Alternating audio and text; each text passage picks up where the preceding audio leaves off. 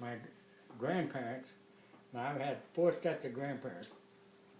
My father and his oldest brother married 2 sisters. So in other words, one brother married a girl. My father, which was my oldest uncle's brother, married the other girl, Chester. And so they were farm people.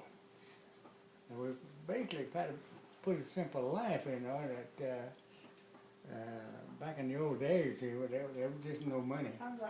There was no money at all. Back in the late 20s and the early 30s, there was just nothing there.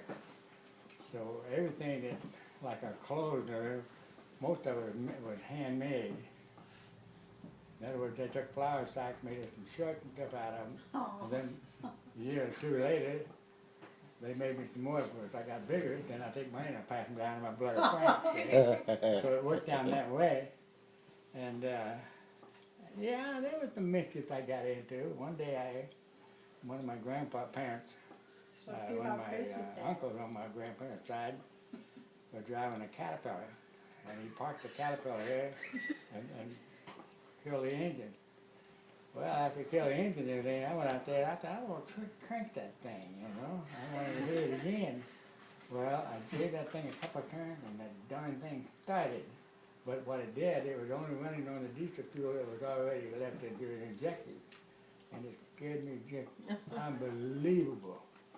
And 2 months, a year, a couple of years went by, and one day I was out at the horse corral, and the water tanks, they had a shade built on top of them. Well, I crawled up on that shade part of it, and I slid off, and I got a big splinter in my butt. It runs in the family. I had a splinter in my butt. Big splinter. Well, the splinter was about 3 inches long, and they couldn't take it out, so they had to rush me to emergency. See? Was that on Christmas Day? Huh? Was that on Christmas Day?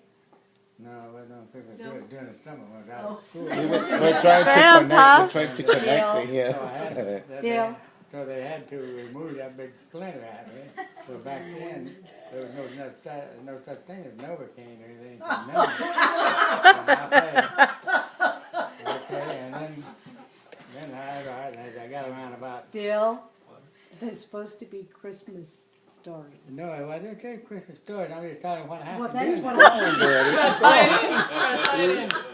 He's gonna tie it in. Well, the Christmas story was Sure. so short. He wants to make Yeah. a little bit of a body. And so what was your Christmases like, Dad? Well, Christmas was, everything was fruit, homemade candy, and things like Divinity? that. Huh? Divinity?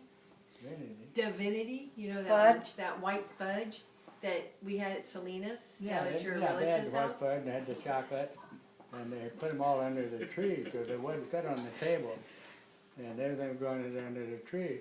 So when anybody comes around, the truth day, 2 or 3 days, 4 days before Christmas, but if we wanted a banana or a fruit or anything, we could go help us out. Well, on Christmas Day, there was no candy left.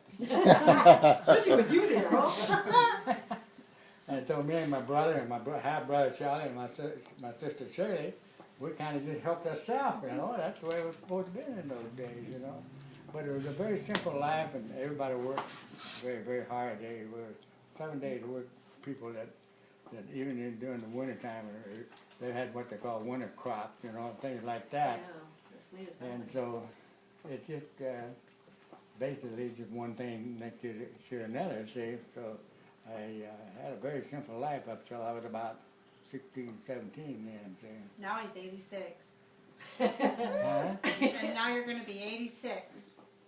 Yeah, you know, that's kind of hard to believe. Drink to the I never could figure out, now you take on my uncles and all that at the time, they all lived to be about in the mid-70s, in the late 70s.